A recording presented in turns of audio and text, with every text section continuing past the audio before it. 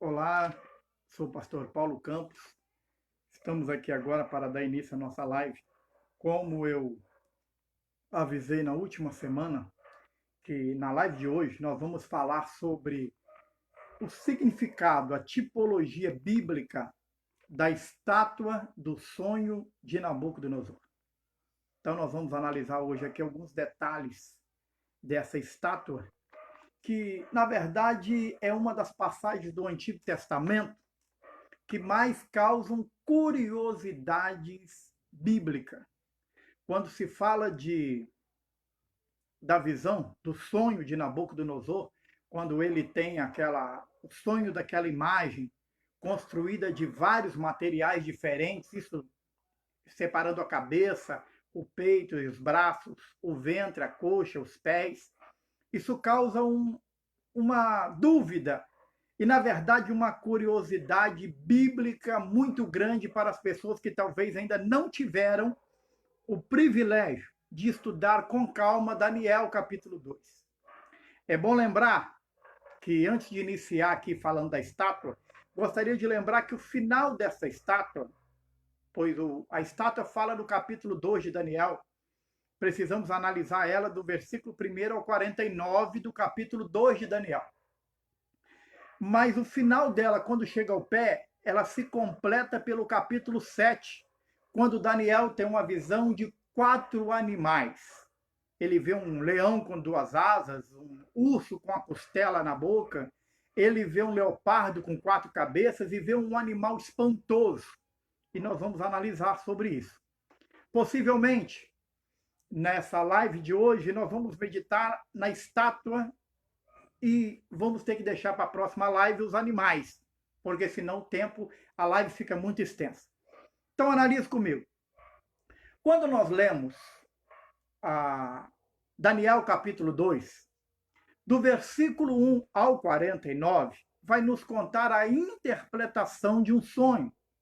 Nabucodonosor teve um sonho e ele pediu a interpretação e não havia quem o interpretasse. Os magos, aqueles que ele tinha como sábios e entendidos, aqueles videntes que ele tinha na Babilônia, não conseguiram interpretar o sonho de Nabucodonosor. Ele queria uma coisa principal, ele queria que eles falassem com ele qual era o sonho e a interpretação do sonho. Então, quem poderia fazer isso? Só Deus. E eles não tinham como, então existe uma ordem. Nabucodonosor descobre que está sendo enganado pelos seus magos e adivinhas, e ele dá uma ordem que era para matar todos. Então Daniel pede a oportunidade de orar, e ele ora, e Deus o revela.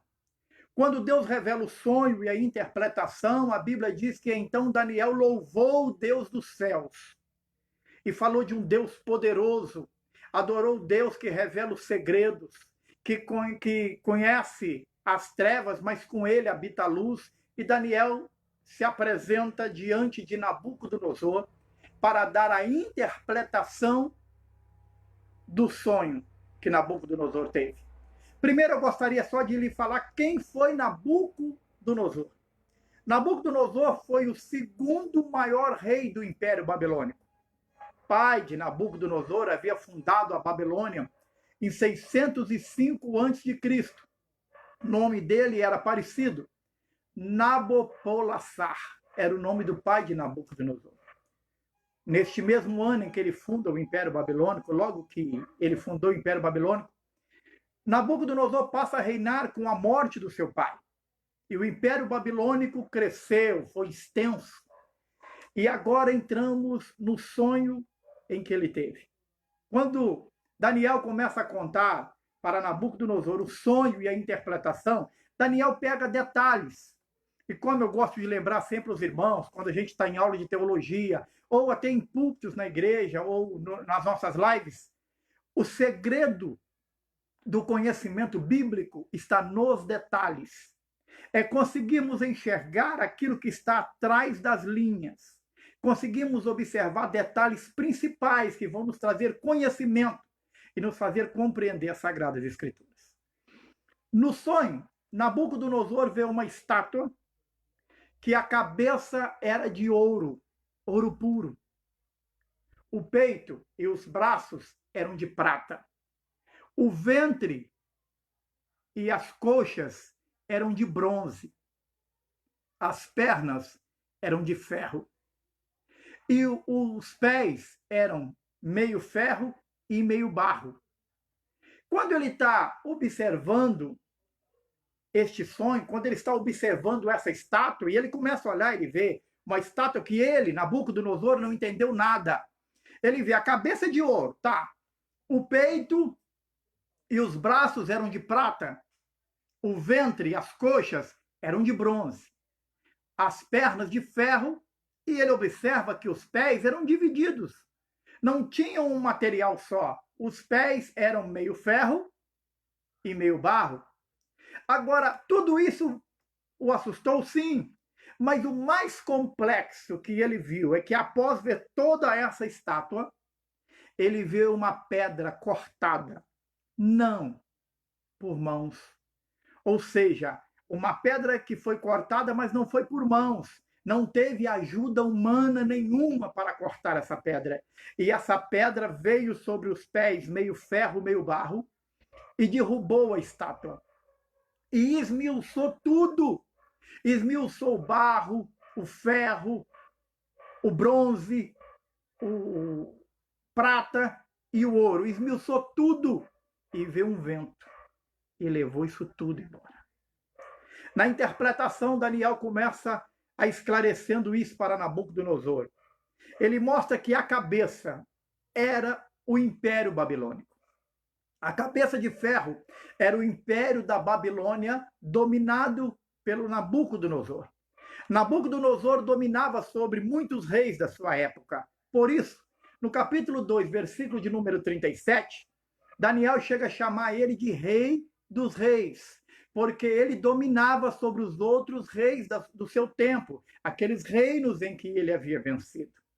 E Nabucodonosor se torna grande, um império muito poderoso, forte, de muito luxo e riqueza, muito ouro na Babilônia.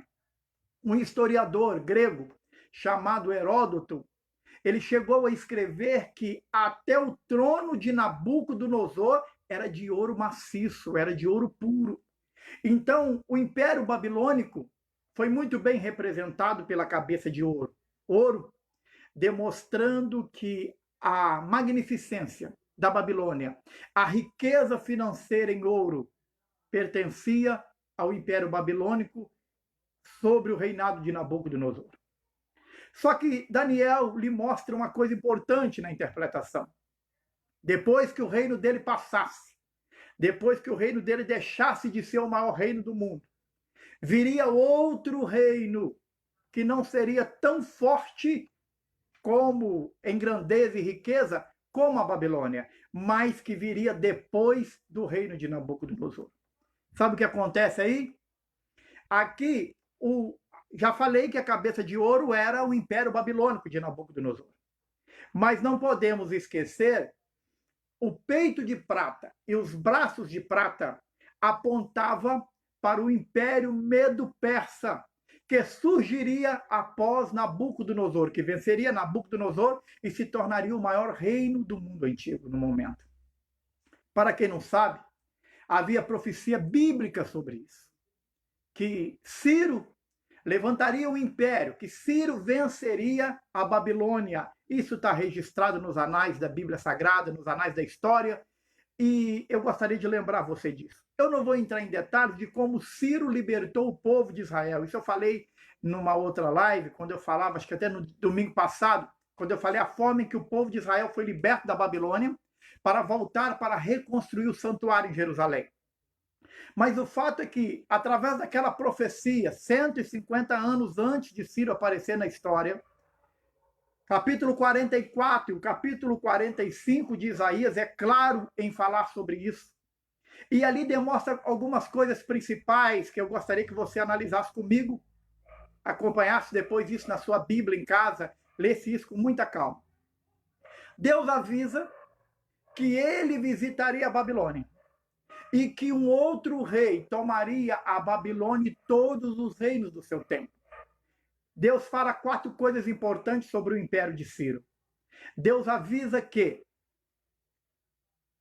o rio se abriria diante dele, as águas iam se secar. Sabe o que acontece? Na frente da Babilônia tinha o rio Eufrates. Era impossível qualquer um invadir a Babilônia. A Babilônia entendia que jamais seria invadida. A Babilônia entendia que jamais seria vencida. Não tinha como a Babilônia ser vencida por um outro exército, porque eles tinham portas de ferro. E eles levantavam as portas de ferro, e as pessoas não tinham como atravessar o rio Eufrates e invadir as portas de ferro da Babilônia. Aí vem a profecia de Isaías, capítulo 44. Quando ele diz: Ciro é meu pastor, fará tudo o que me apraz. Dirá Jerusalém, se edificada, é meu templo, funda-te. E ali Deus avisa uma coisa muito importante. Primeiro, no capítulo 44, versículo 28. E no capítulo 45, versículo 1 de Isaías, Deus avisa que Ciro tomaria o reino da Babilônia. Só que no versículo de número 27, Deus avisa que os rios se secariam diante dele. Como? Ele diz assim: sou eu quem diz, seca-te e os rios se secarão. Na noite em que Ciro vai invadir a Babilônia, foi a mesma noite em que o neto de Nabucodonosor, Belsazar, está reinando. Para quem não sabe, alguns confundem, era filho de Nabucodonosor, não era? Belsazar era neto de Nabucodonosor. Ele está reinando. E ele vai dar uma festa a 1000 dos seus grandes, e ele convoca os seus amigos. Por isso, naquela noite, como ele tem muitos convidados, ele não fecha as portas da Babilônia. Capítulo 44, entre o versículo 26 e 27, deixa isso muito claro de Isaías. Só que no capítulo 45, versículo 1 em diante, vai dizer que as portas de ferro não se fecharão diante de Ciro. Isso cumpre neste dia. Como Belsazar está esperando seus amigos para o visitar, ele deixa as portas de ferro da cidade abertas sobre a entrada da cidade. O que a história fala sobre isso? A história diz que Ciro e seus homens desviaram o curso do rio para que eles pudessem passar em seco. As portas de ferro já estavam abertas. E Daniel chega para interpretar a escrita na parede, Mene, Mene, Tekel, Farsim, e diz a Belsazar: pesado foste na balança e achado em falta. Aí ele avisa que o reino seria passado dele, seria tomado, e é aquela noite, segundo os registros da história, que Ciro invade o Império Babilônico e toma toda a Babilônia. E sabe o que é interessante? É muito interessante a gente pegar os textos que vão nos provar o acontecimento. Uma outra coisa que Deus avisa que aconteceria no dia em que Ciro vencesse a Babilônia era que os homens, o exército da Babilônia não lutaria. Eles não iam lutar. O capítulo 51, versículo 30 de Jeremias, diz assim, que o seu exército não pelejaria, que eles não manteriam a força. Ainda diz assim, ficarão como mulheres. Eles não teriam como lutar, perderiam toda a força. Aí o versículo 31 do capítulo 51 de Jeremias vai além. Diz que o correio iria ao encontro do outro correio, e o mensageiro iria ao encontro de outro mensageiro, para avisar ao rei da Babilônia que a cidade foi cercada por todos os lados. A palavra de Deus se cumpre, não tem jeito. Se Deus falou que vai acontecer, vai acontecer. E neste dia, então, termina o Império Babilônico, que foi até o ano 539 a.C. Agora é fundado o Império Persa. A imagem da estátua, o peito e os braços de prata. Ciro funda o Império Medo-Persa. Depois que ele liberta os moradores de Judá para reedificar o santuário, quando eles voltam em Esdras capítulo 1, Ciro continua lutando, continua guerreando, continua vencendo reinos, e ele se torna um reino muito extenso. Porém, na interpretação do sonho, Daniel é claro em dizer a Nabucodonosor que este segundo reino não será tão magnífico como o da Babilônia, porque a Babilônia é representada a cabeça de ouro. Agora já não é ouro, é prata. Não seria tão magnífico, porque os medos e os persas não tinham tantas riquezas assim para manter o reino babilônico como era, o reino medo-persa como era o babilônico. Eles não tinham tantas riquezas e ouro. não eram grandes em magnificência e luxo, como era o caso da Babilônia. Porém, foi um reino muito extenso e o tempo de duração dele foi muito maior do que o período de Nabucodonosor. E quando eles começam a reinar em 539, Ciro começa a reinar, ele toma a Babilônia no ano 539. E o Império Medo-Persa dura até 331 antes de Cristo. Agora vai se cumprir a profecia do terceiro reino, porque além da cabeça de ouro, peito e braços de prata, tinha o ventre e as coxas eram de bronze. O ventre e coxas de bronze. Algumas traduções chamam até de cobre. O fato é que agora vai surgir um novo reino. Em 331, Alexandre o Grande vai criar o Império Grego-Macedônico. E ele consegue vencer na terceira batalha entre gregos e medo-persas. Alexandre o Grande vence a batalha contra o Império Medo-Persa. Alexandre o Grande foi considerado um dos maiores estrategistas de guerra que já existiu. Um dos fatores principais para dar este nome de um dos maiores estrategistas de guerra que já existiu foi pelo fato que, quando Alexandre o Grande assumiu o exército, ele reuniu o exército e dizia a eles assim: não atire para matar.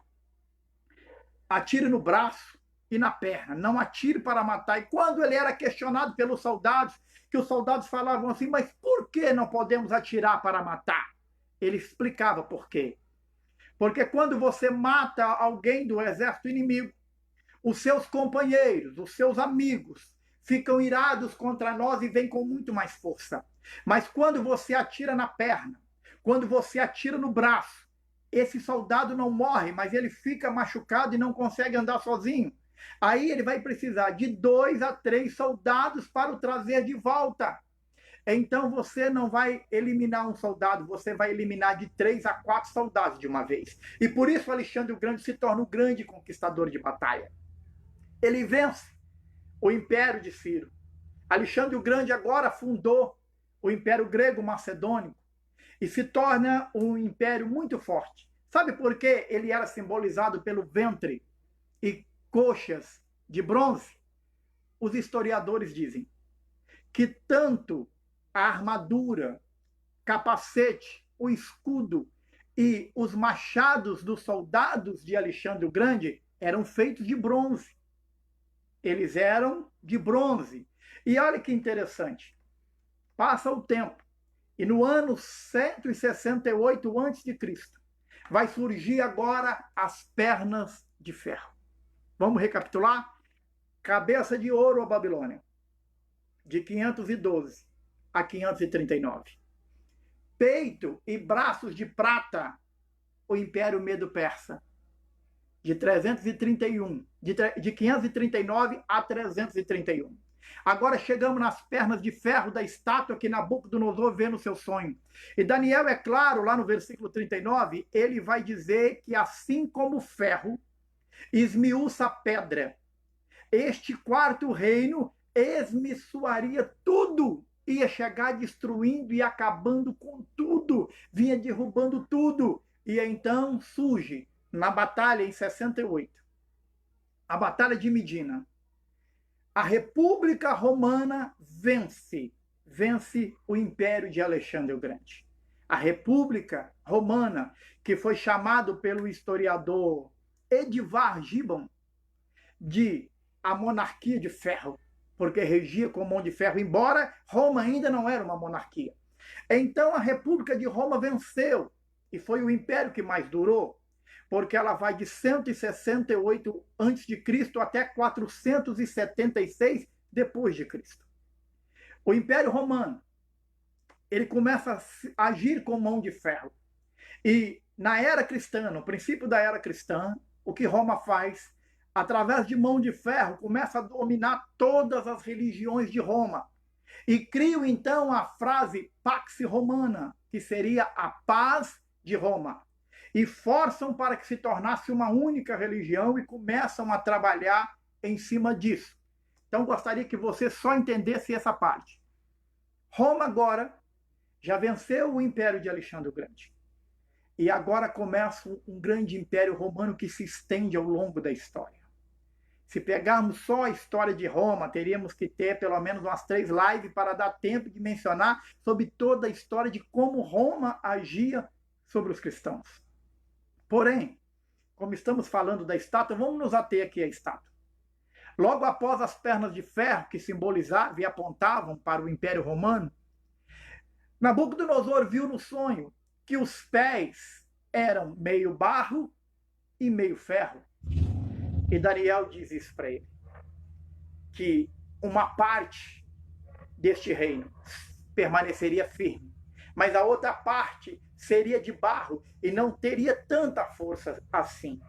Seria um período em que o reino seria dividido, parte ele era forte, parte ele era fraco. Seria o próximo reino agora que dividiria as pernas, parte ferro e parte barro no pé.